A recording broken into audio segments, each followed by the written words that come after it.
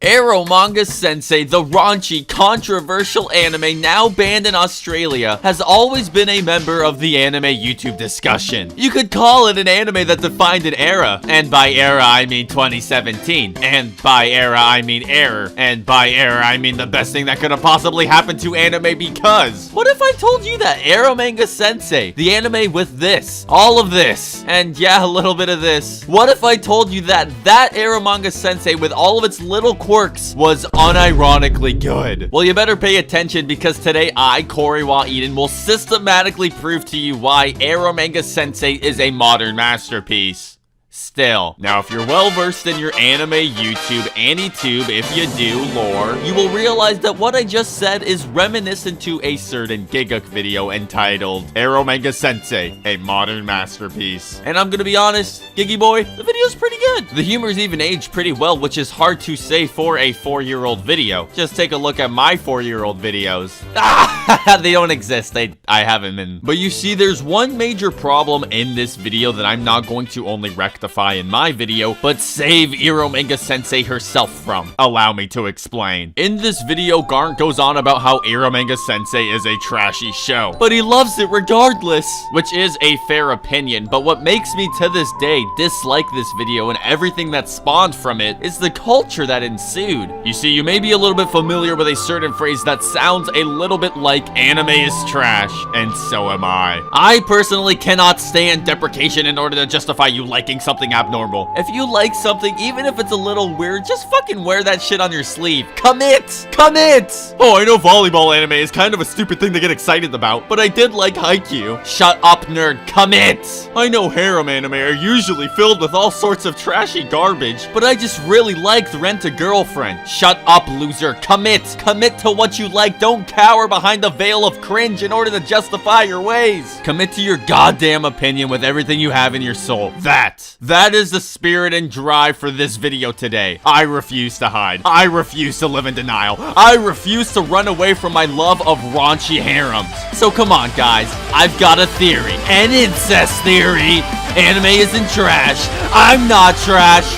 You're not trash. And above all else, EROMANGA Sensei is not trash. Alright, so first of all, let's set the proper expectation for an anime called EROMANGA Sensei, which can basically be culturally translated to Mrs. Hentai. If you approach an anime like this with literally any form of outstanding expectations, please show me where you were dropped on the head as a child. So I'm just gonna go down the line with the multitude of reasons as to why I've unironically given this anime a solid 8 out of 10, without needing to self-deprecate in order to do so. You see, it mainly boils down to the anime having a pretty interesting premise, being genuinely funny, having actually good production, having the waifu that is Elf Yamada, and having actually interesting themes going on in the background of the story that I can say honestly give it some staying power and rewatchability in an entirely unironic way. You see, EROMANGA Sensei is basically an anime about a bunch of light novel authors. There's Masamune Izumi, being a standard fuckhead meant to exist as a plain Jane self-insert who started writing light novels in middle school and has gained a little bit of success with one of his novels. Then there's Elf Yamada, who's a much more successful light novel author, Chuni Tsundere, queen of a woman who I really just want to step on my face. She functions as the crux of a lot of the better done humor in this anime due to her arrogant nature, which we'll get to later. And then there's Muramasa. She was pretty interesting in her introduction, being a more serious character in a silly anime, but after that she's just kinda there for the rest of the anime. But the big and funny haha hee hee hoo hoo twist is that his little sister Sagari actually draws the lewd art for his light novel. I know, a real girl. You may recognize this girl, Megumi, popular for saying I love granola bars. In reality, the fact that people made this one line the most memorable of the anime when the joke literally boils down to haha penis just goes to show how overlooked the actual value in this anime is. This stupid orange little bitch Megumi literally says like 100 more funny things in this anime. If you can't tell, I actually think that Megumi is the funniest character in this anime, and I'm gonna tell you why. You see, Megumi's character is entirely opposite to the entire cast. While the other members of the cast are well-intentioned and anime fucking nerd losers, Megumi is a super popular normie, if you will, who also has genuinely bad intentions and is extremely extremely manipulative. A little out of place, as you can see. But whenever she gets called out, she'll play the woe is me card because she's just a kid. Pretty funny stuff. And that tied to the fact that her voice actor literally speaks in the lowest range out of any female character in this anime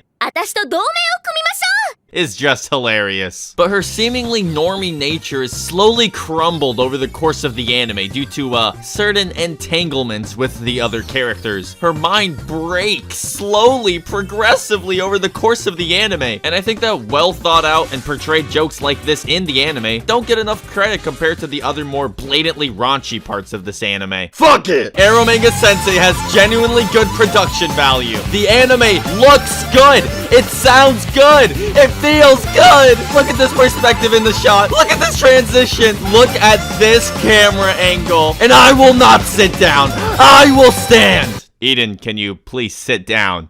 You're scaring the children. Can we transition to the part where I talk about Elf Yamada? Thank you. Elf Yamada is fucking awesome, and she carries a lot of the show via her personality alone. Is it a little superficial to like an anime for the sole love of one character?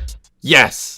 But I do not care. The thing about Elf Yamada is that she lives in the Goldilocks zone of anime woman. She is perfect for sustaining life, if you know what I mean. It's a joke about my zinni going inside of a Yeah, her design is pretty good, all things considered. But the fact that she is not only a tsundere, but also a chuuni elf and just a ginormous jamboree of different tropes I love, all shoved into one character, is definitely something to write home about. And clearly, whoever wrote this anime definitely agrees with me. I mean, just look at the fact that she is a side character and probably gets more screen time than Sagari herself. She goes on multiple dates with the main character and even has a fucking dedicated OVA to a Christmas special with her. You can't make this shit up, bro. The Elf Yamada fans stay winning. Oh my god. What I'm trying to say is that EROMANGA Sensei has a lot of underappreciated elements behind its blatantly raunchy mask. Underappreciated production value, characters, humor. Yes, these things are true, but what is most heavily underappreciated is that good old thematic value, baby. How to dictate success and what it means to write a good novel. You see, Elf Yamada cares almost exclusively about numbers. The more people that see her work is a measurement of her success, while someone like Masamune's main motivation is making enough money to continue living and continue working. As long as he's doing that, he feels successful. And then thirdly, Muramasa,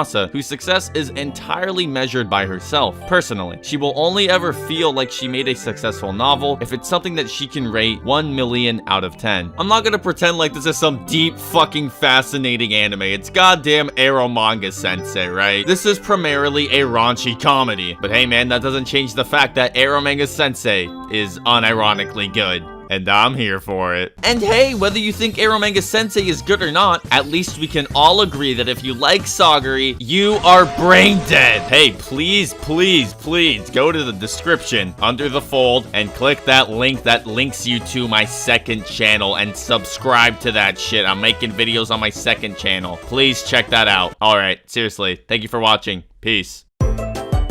A special thank you goes out to Air Urbina, Capitan, Creamy, Ernesto, Krishapa, Inakways, Jobbers, Kobe, Mini Crow, Okio Toko, Shitsubo, Stanley Mike, The White Rice, Too Rusty, Tristy Fristy, and all my other patrons on Patreon.com.